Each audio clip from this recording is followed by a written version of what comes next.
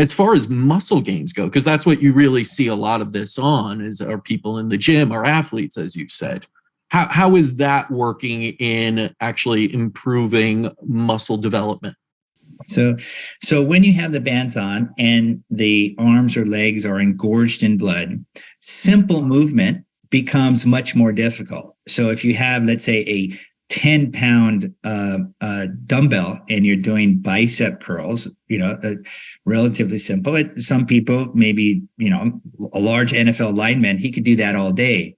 Someone who's 75 and has a stroke, 10 pounds is too much. 2 pounds may be too much. Maybe a pound is all they can do.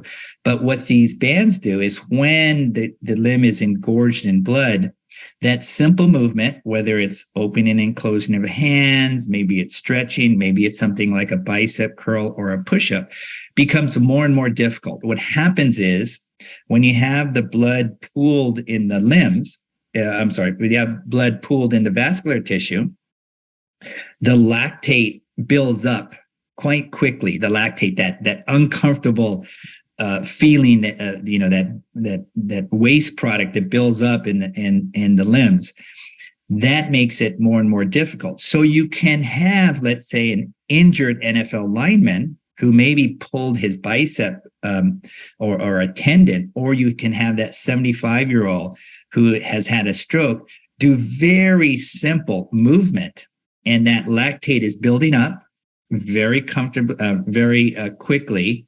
That lactate goes up through the central nervous system, up to our brain, in our pituitary gland, right behind our eyeball.